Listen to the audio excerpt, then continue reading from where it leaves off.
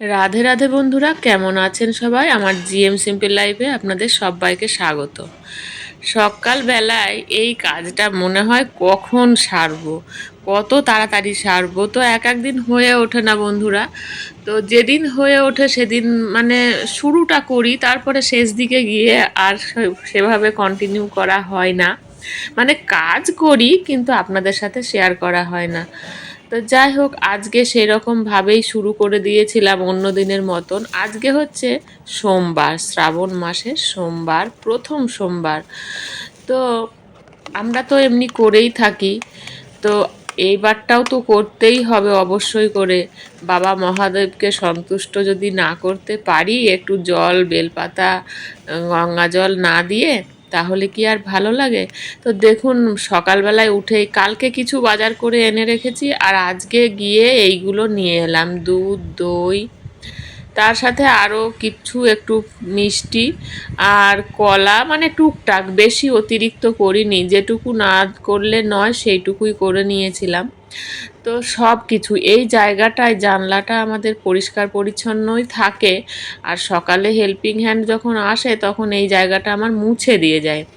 ওই জন্য আমি খুব সহজেই ঠাকুরের জিনিস এই জায়গাটাতে গুছিয়ে নিতে পারি, মানে কোনো ঝামেলা লাগার ব্যাপারই নেই। এত ভালো দাঁড়িয়ে দাঁড়িয়ে সব কিছু করা হয়ে যায়। তো সব ফুল টুল সাজিয়ে নিচ্ছিলাম, আর এদিকে থালাটাও গুছিয়ে নিলাম। কারণ কি বলুন তো, ওইদিকে ঠাকুরের জায়গাটা দেখেছেন তো অবশ্যই আপনারা।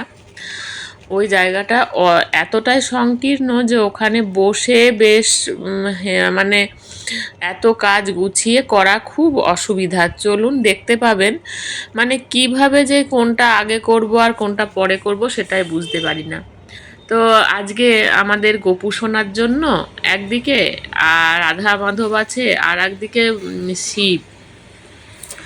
তো এত কিছু তো আছে, সবাইকেই একটু করে দিতে হবে। তো চাচির মিষ্টি দিতে ইচ্ছে করে। আমার দিদার কাছে শুনতাম যে গোপাল ঠাকুর চাচি, শুনতাম, আর এই গল্প তো আমাদের জানা। চাচির মিষ্টি পছন্দ যেমন করেন, গোপাল ঠাকুরকে চাচি দিলে গোপাল ঠাকুর খুব খুশি মনে সেটা গ্রহণ করেন। এটা হচ্ছে সিদ্ধি। আমি এগুলো সকালেই বন্ধুরা নিয়ে এসেছি, তো সব কিছু মিলিয়ে মিশিয়ে, আর দেখলাম মধুটা একদম মানে নতুন। দুধ, দই, ঘি, এ দেখুন শর্করা, তার সাথে ওটা হচ্ছে অশ্বগন্ধা, চন্দন, আর একটু আতপ। তো এই সব গুছিয়ে নিয়েছিলাম, আর এটাও ভাবছিলাম যে অনেক দিন মালা গাঁথিনি ঠাকুরের জন্য, না অনেক দিন মালা গাঁথা হয়নি। তো আজকে সকালবেলায় চাপ খুব একটা ছিল না, তবে এই ঠাকুর পুজো, খাবার দাবার, এইসব চাপগুলো তো ছিলই, সাথে তো আবার আমাকে মোড় বেরোতে হয়েছিল, মানে কয়েকটা জিনিস আনতে।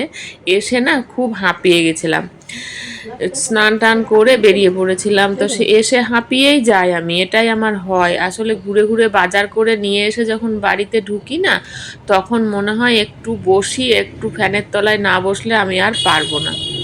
তো এত কিছু মোটামুটি গুছিয়ে নিয়েছিলাম, আর একটু বসাও হলো চেয়ারে, মাথার উপর ফ্যান চলছে, আর একটু মালা গাঁথাটাও হলো। ইচ্ছে যদি থাকে ভগবানের একটু কিছু ভগবানের জন্য করি, তাহলে কিন্তু সত্যি সময় কোথার থেকে কিভাবে বেরিয়ে আসে আমরা নিজেরাও বুঝতে পারি না। আমার রেস্টও হয়ে গেল একটু বসে। আর কি বলুন তো, মালা গাঁথলাম, মালা মানে বাবা মহাদেবেরই মালা গাঁথলাম।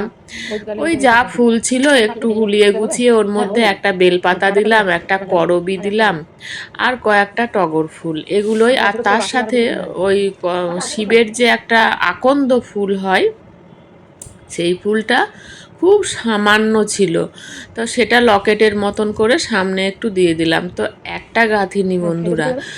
মাও পুজো করে, মা প্রতিদিন না হলেও মাঝে মধ্যে, বেশিরভাগ পুজোটা মাই করে, আমি কমের ভাগে করি। তো আমি আমার জন্য মালা গেঁথে ঠাকুরকে দিয়ে দেব, আর মায়ের জন্য গাঁথবো না? আর হ্যাঁ, আমাদের গোপু সোনার কষ্ট হবে না? তো গোপু সোনার জন্য আমি মালা গেঁথে নিয়েছি। তো ওই তো দেখালাম, আর এই দেখুন এবার সব কিছু গুছিয়ে মোটামুটি রেডি করেই নিয়েছি। একটা থালাতে সব কিছু যদি গুছিয়ে এভাবে নেওয়া যায়, তাহলে পুজোটাও বেশ শান্তিতে করা যায়। তো মাকে বলেছিলাম যে মা, তুমি আগে যাবে না আমি আগে যাব। তো মা যাই হোক বলল তুই করে আয়, আমি এদিকে একটু পরে যাচ্ছি। তো আমি সেই রকম সব কিছু এনে এনে এখানে রাখছিলাম, আর তার আগেই দেখুন স্নান করে উঠেই বাজার যাবার আগে আমি বাসি ফুল ফেলে দিয়েছিলাম। তারপরে ঠাকুরের জায়গাটা সম্পূর্ণ মুছে পরিষ্কার করে, মানে যতটা গুছানো যায়, কিন্তু গোপুসোনাকে তুলিনি। গোপুসোনাকে ভাবলাম একবারে যখন এখানে আসবো তখনই তুলবো। তো সব কিছু এনে নামাচ্ছি, দেখছেন আমার জায়গাটা কতটুকু। ইচ্ছে হয় যে একটা বেশ একটু বড় জায়গা হবে, যেখানে অন্তত একটু করে পুজো। আর একটা জিনিস বলি, মানুষের মন তো অল্পতে কখনোই সন্তুষ্ট হয় না। একটা দিন ছিল যখন সত্যি ঠাকুর রাখার জায়গা ছিল না। এই দেখুন আমি শিব ঠাকুর বসিয়ে দিয়েছি, আর বাকি পুজো শেয়ার আজকে করলাম না, কারণ কি বলুন তো, ভিডিওটা অনেকটা বড় হয়ে যাবে। আজকে শুধু শিব ঠাকুরের পুজোটাই দেখাচ্ছি। তো ঘি মধু দিয়ে, দই দিয়ে বাবা মহাদেবকে একটু মাখিয়ে তারপরে জল ঢালবো। তো সেই রকম সব কিছু হাতের কাছে গোছানোই আছে। দেখুন মধু সবটা দিয়েই সুন্দর করে বাবা মহাদেবের স্নান করাবো বলে রেডি করে নিচ্ছিলাম, কিন্তু গামলাটা না বড্ড ছোট হয়ে গেছে।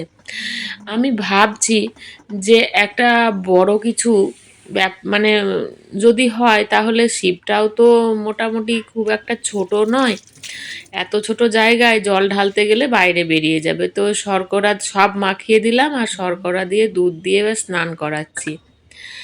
আর মনে মনে বলছি ওম নমঃ শিবায়, ওম নমঃ শিবায়, ওম নমঃ শিবায়। এখন তো ভয়েসটা পরে দিচ্ছি, আর এদিকে বালতিতে করে সব, মানে টাটকা যখন জল চালিয়েছি, যখন ওই আর কি বোরিং আমাদের চালানো হয়, তখন আমি টাটকা ডাইরেক্ট জলটা ধরে রেখেছিলাম, আর সেই জলটা ধরে সেই জল দিয়েই স্নান করানোর চেষ্টা করছি। তো জায়গাটা বড্ড ছোট, ওইটুকুর মধ্যেই কোনো রকমে সেরে নিচ্ছিলাম।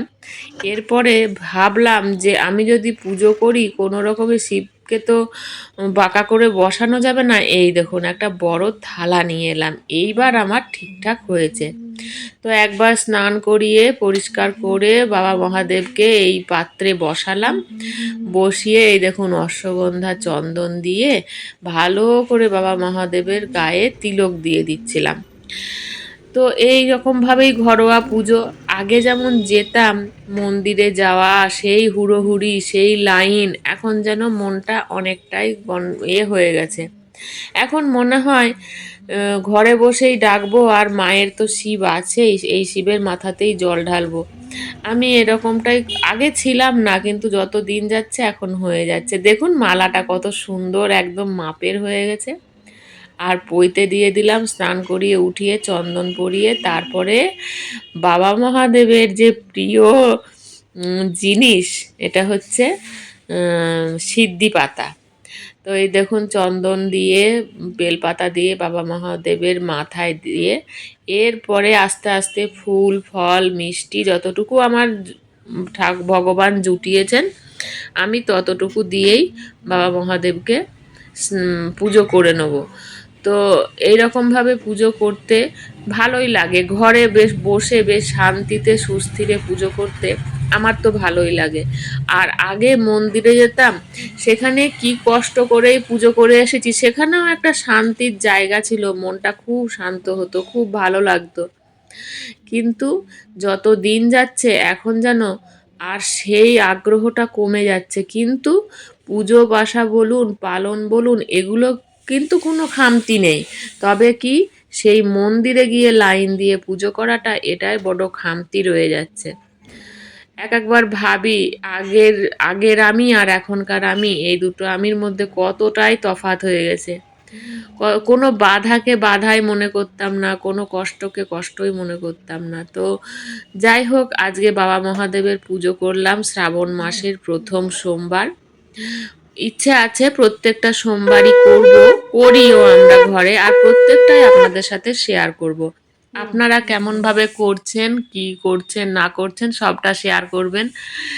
তো যাই হোক আমার হয়ে গেছে, দিয়ে মা ওদিকে সবজি কাটছিল। তো মাকে বললাম, মা আমার হয়ে গেছে, তুমি এবার চলো। তো মায়ের একটু ভিডিও করে নিচ্ছিলাম। মাও পুজো করে, মা তো একবারে কি বলবো, মা আর আমি মায়ের সন্তান, আমার পুজো মায়ের পুজো অনেক তফাৎ। তো মা যাই হোক গুছিয়ে গাছিয়ে সব কিছু দিয়ে, আমি বলেও দিচ্ছিলাম, মা এখানে এটা আছে দেখো, এইগুলো আছে, সব কিছু দিয়ে মাও পুজো করে নিল। কেননা মা প্রত্যেকটা দিনই প্রায় পুজো করে, আর কেন এই পাল পরবের দিনগুলোতেই বা করবে না, সেটা ভাবলে মনে হয় যে না, এমনিই তো ঠিকই আছে, সুস্থ স্বাভাবিক আছে, পুজো না করার কিছু নেই। এই দেখুন মায়ের জন্য একটা মালা গেঁথেছিলাম। সত্যি এটা মনের একটা শান্তির জায়গা, এতটাই শান্তি, মানে সেটা বলে বা বুঝিয়ে প্রকাশ করা যাবে না। তো মাকে বলছিলাম যে সব ফুলগুলো মা করে দাও, আর রাখার দরকার নেই, এই কটাই ফুল রেখেছি, বেশি ফুল রাখিনি। যতটুকু ফুল ছিল মোটামুটি অন্য ঠাকুরও তো আছে, সেই সব ঠাকুরের চরণে দিয়ে সেরে নিয়েছিলাম। তো মায়ের জন্য পৈতে এনে রেখেছিলাম, কেননা দুজনে একই রকমভাবে পুজো করে থাকি, ওই জন্য দুটো করে সেট মোটামুটি নিয়েই রেখেছিলাম। তো এইভাবে পুজো করলাম। আর এই পুজোর জল টল এইগুলো যেগুলো রেখেছি না বন্ধুরা, এগুলো কিন্তু একটা পাত্রে অবশ্যই করে রেখে দিতে হবে। আর সেই জলটা পারলে আমার মনে হয় এতে পুকুরে বা কোনো নদীতে বা যাদের কাছে যে জলাশয় আছে সেইখানে দিয়ে দেওয়াই ভালো। তো মা বলছে দেখ, এইভাবে এই জলগুলো জলেই দিয়ে আসবি।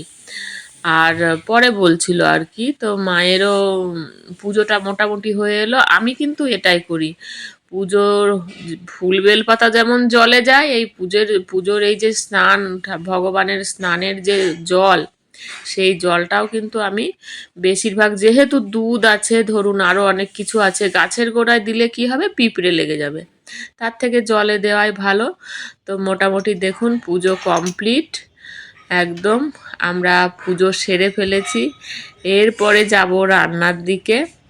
আর রান্নার বলতে আজকে ভাত হচ্ছে না আমাদের, ওই পরোটা, কুমড়োর তরকারি এইসবই করব ঠিক করে রেখেছি। মা কুমড়োটা কেটে দিল, আর আমি এদিকে বসিয়ে দিলাম। সিমাইয়ের পায়েস করেছি, পরোটা করেছি, আর কুমড়ো আলু পটল দিয়ে একটা দারুণ সুন্দর তরকারি।